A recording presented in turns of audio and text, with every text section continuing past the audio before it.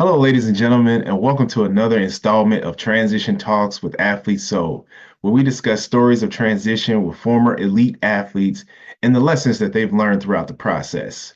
I'm your host, Steve Davis Jr., former football player and current athlete transition coach with Athlete Soul and founder of Strive Higher at the Sports. Now, today, I get the pleasure of talking to Tony Ervin, who's a three-time Olympic swimmer with four Olympic and six world medals. Now, Tony was well renowned for his speed in the sprint freestyle event, but also for his unconventional journey to the sport. So I'm excited to jump into this conversation and I can't wait for you to join me. Let's go. Well, hey, Tony, how's it going?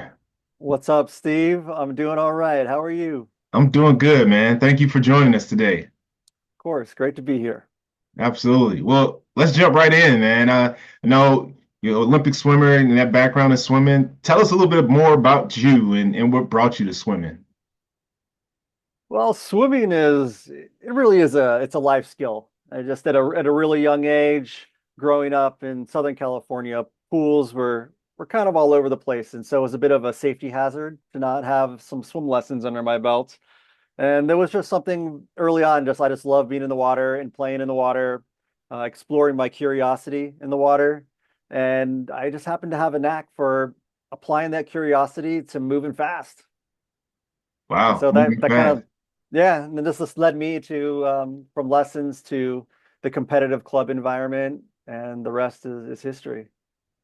Okay, so competitive club environment to how did you get to that to being in the Olympics and like what's your athletic journey in that perspective? Sure. There were ups and downs and plateaus. There were exhibitions of talent early on, but those definitely took their hits. It wasn't a smooth journey. And then coming through high school, it was, very much, I'm kind of the tail end of Gen X. I'm a little bit older, and but the idea was you can get a scholarship, so there's this family values of just really prioritizing both academics um, and sport, and the sport being swimming. And so it's just working really hard on both those things to make sure that I can get into college or university and get out of my parents' hair. Yeah, I feel that. Gotta get out the house. So what college did you go to? I ended up at the University of California at Berkeley, Cal. Cal, okay. That's right. That's right. So I kept it in state, but far enough away that I couldn't just run away home if I needed to. And yeah, I mean, it was incredible. After that first year, my development just exploded, and I ended up on the Olympic team in the year 2000. And then once on the Olympic team, I came home with a silver medal and a gold medal. Wow. That must feel amazing. Uh, you know, what comes up must come down. So there were some amazing feelings, and there were some amazing crashes as well. Yeah. Well, let's talk a little bit more. Like, can you share what are some of the highlights of your athletic career? I mean, that was a highlight, at least from a performance perspective. And from there, I went on a journey. I actually left sport around 2003.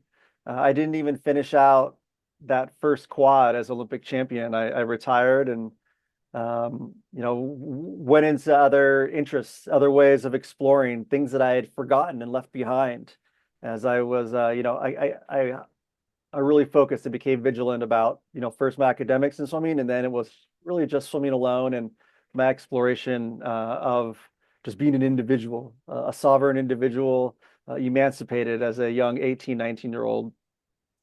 And, you know, long story short, because I did write a book about it, and I can direct anybody there who wants to read about it. But it's called Chasing Water. You can find it on Amazon or wherever, or a library near you, maybe. And yeah, I just started trying to like figure out who I wanted to be outside of being an athlete.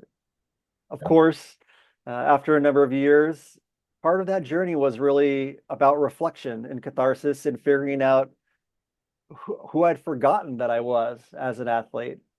And so, I started teaching kids to swim, and that reminded me what it was like to learn to swim as a kid myself. And then I was teaching young club swimmers. who were just playing and competitive with each other, but the joy of training together was something that I had forgotten. So a lot of memories that had kind of fallen into oblivion, I brought back through working in sport, in the development side of sport. And when I eventually went back to college and finished my degree, I found myself like just studying sport at that point too, like in an academic sense. And from the academic sense of studying sport, I was like, you know what? Let's get wet. Let's get back in the water. And of course, that started off as just a journey for my own personal health. I'd been living, I may talk like I'm quite pedantic and, an erudite, like I'm a professor or something, but I was actually living a very rock and roll lifestyle. I was playing in rock and roll bands and I was smoking a lot of cigarettes. And just to quit smoking cigarettes, I started swimming again when I was in grad school. And it just so happened, again, like remembering that curiosity of being in the water and how I expressed that curiosity and that striving was just to like go faster and faster. Before I knew it, and of course, under the tutelage of some great coaches that protected me from, what could be a very fragile mind. Um, it was like a couple years later, I was back at Olympic trials, staring down the barrel of an Olympic team and if I was going to make it. 12 years after that original one. And I did make the Olympics in 2012, went to London, didn't come away with any hardware, but much more mature, kind of reflected on what had happened those last 12 years and the journey I'd taken and really like what it was about, who it was for, who it wasn't for. And kind of decided it's like, you know what? I really love this and I could still grow. There's still a lot for me to learn. And so I committed myself to another 4 years thinking that no, I was just going to learn about the water and being a swimmer. Not necessarily that I had any further competitive, I had nothing to prove in a competition standpoint. Um, of course, fate would have it that is with that attitude that in 2016, I found myself at the Olympics again, and this time on top of the podium. Wow. That is a very unique story, and I'm sure you probably wrote about it in the book. We'll make sure to plug that out there. But just given the fact that you took a break, came back, kind of let down your guard a little bit, and just basically said, "I'm here. I have nothing to lose." And once again, you're back in the Olympics. Can you tell us a little bit more about like emotionally, like how that felt when you first took that pause? Came back, and then ultimately when you decided to officially retire from swimming, what was that feeling like? How did you manage that? That initial emotional, like, oh, it was hard. I mean, I was suffering a lot that first time through. All the symptoms were there that a decision needed to be made that I was avoiding making. Just just a lot of self-harm, drugs, alcohol, just the decisions that I was making there. The writing was on the walls that this was as it existed was toxic for me, and I needed to go. I needed to be away from it in order to heal. Right. So that first time around, there was a lot. There was a lot of pain and suffering, and my self-awareness wasn't great. So it took quite some time before I finally, hit rock bottom and had the epiphany of, let's move on. And and then it wasn't automatic as well to I was waiting for that calling, right? Like I needed something that called to me as strongly as the memories of athletic achievement as they were anchoring me or holding me down actually in a real way. Like they're holding me back um, until that new calling came that allowed me to like to move forward with intention and joy and purpose. And again, they're like to bring it back to like with nothing to lose, Wow. nothing to lose and nothing to prove. Yeah. So as you now are like, officially retired, I don't know if you still got the itch to go back, but just thinking about like where you are currently in your life and being that, a lot of that identity was wrapped into the sport. You even mentioned like you wanting to support the sport. How has life been outside of sports for you? Well, I'd say now it's very much I'm trying to give back to sport, the Olympic movement, my sport. But back then I felt like I went back to sport and was giving back because I didn't feel confident in doing much else. Like no, I couldn't get a job doing much else. Certainly, I couldn't keep a job, right? There was a long string of getting hired and then getting fired or just quitting on a whim. Um, but this time around, and I guess yeah, I officially retired. Could I say it was official in 2021? I really smoothed out my glide. I just loved being an athlete and using my body and just like that striving. I didn't have anything to prove, but I just loved the work. Yeah. I loved the work. And uh, you know, I wrote that book before the Olympics, not expecting any kind of achievement, thinking that I was gonna, move to LA and pivot to a career in media or entertainment.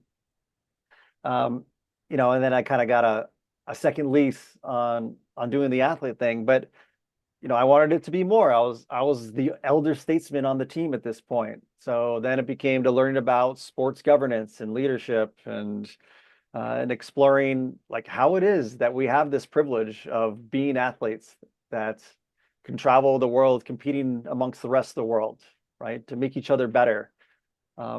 It's I think I took it for granted when I was an athlete. So then, the next stage of that journey was learning about that. And then I was just like working out for my health, right? Kind of taking it back to that origin. And um, yeah, I mean, I retired and I wanted to go out on my own terms.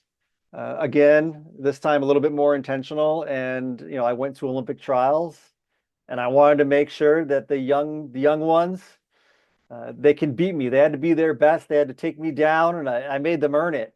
I didn't just give it away. They had to Right. earn it, and it went pretty much as I planned that time. And I got to send that team off to Tokyo. I got to shake their hands, and then I watched from afar, Yeah. right? And my involvement in sport has been very much on the governance, the sports politics, the admin side innovations, like just finding further and more ways of giving back because I do love it. Most of it doesn't even pay, right? It's just it's a good place. Yeah. It's always interesting when you find like that passion and that purpose of like wanting to give your authentic self to things. Sometimes it's the money is not the ultimate driver, right? As you talk about identity and thinking about, how you've been in one area and you've been given so much of your life to that one area. Once you get done and you're trying to reinvent yourself, it's like, all right, what's that other thing that I want to pour my heart into and support others. And to your point, a lot of those athletes, they had to beat you in order for you to be like, all right, it's time for me to step back and let them thrive. Um, but as you talk a little bit further, just thinking about life and with athletes, so we do a lot. We try to empower athletes to go and grow beyond the sport. Whether that be with their mind, their mental, their physical. But with that in mind, like what advice would you give to athletes currently, competing right now, just to build on like what's next in their life and help them prepare for life after sports? Well, I think you hit I like your triumvirate there. The mind, the body, the soul, right? These are the three things you tend to. If I was to give some advice, I'd say it's like, hopefully I was always thinking about the day after, right? Like I had no expectations that it was, win or bust, right? Like I was always grateful or and trying to like be consciously grateful for the opportunities that I have, that they weren't an entitlement, and that they could go away at any point, right? And if I managed to get some more, what a gift. But always thinking about like what I would do otherwise, always curating my curiosity for what I want to learn about. Um, it's so much easier to build knowledge now than when I was younger. Back when, I'm gonna date myself, but like when the internet, was still on like a dial-up modem, like, and now, information, I mean, I'm a huge advocate of education and schooling, and it's not like I'm a perfect straight A student, right? Like I'm an A minus B plus student. I'm always a little bit too weird to earn the flat A to give exactly what the educator may want. But I do have a love of learning. And I think that any athlete worth their salt is learning about their craft.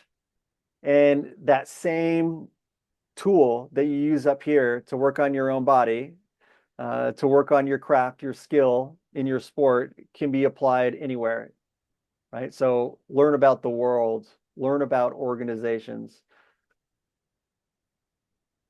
learn it like there's there really is no limit. And once I think that you grasp that you have that skill and you can apply it, and put that lens anywhere else, it's not just you and your identity, like it's a skill. And you've been privileged that your identity can inhabit a role on its own. I mean, eventually you're going to be liberated, and it's like, well, I can fit into any number of roles if I want to go explore them. And my identity doesn't need to be held hostage by being just an athlete. Man, that is so powerful. I mean, just thinking about being a lifelong learner. And yeah, you can adapt to so many different things. The world is truly an oyster, right? Like there's so many things that you can pick up as long as you put that effort that we normally do with our athletic abilities and in our sport. Put that up, apply that same effort to learning other things, then yeah, you can apply and use that to grow in different spaces. So definitely And appreciate I, that. Yeah. I would just say like learning should be easy. Yeah. Like there's nothing to prove like in that, right? Like you don't have to go and take a test or line up with some fellow competitors and see who's the best. Like learning's just learning. No doubt. Learning is learning. Well, Tony, I really appreciate your time today, man, and really kind of giving us a little more insight on your story and your journey and some of the lessons that you've learned and paying it forward to other athletes. I know you like to go fast, so hopefully things are still going fast in your life, some areas. But really appreciate your time. Appreciate everybody for watching this transition talk interview. As we mentioned before, if you are an athlete and you got a story to tell, please reach out and hopefully potentially we can, feature you in the future. But until next time, I just want to say thank you and strive higher, everybody.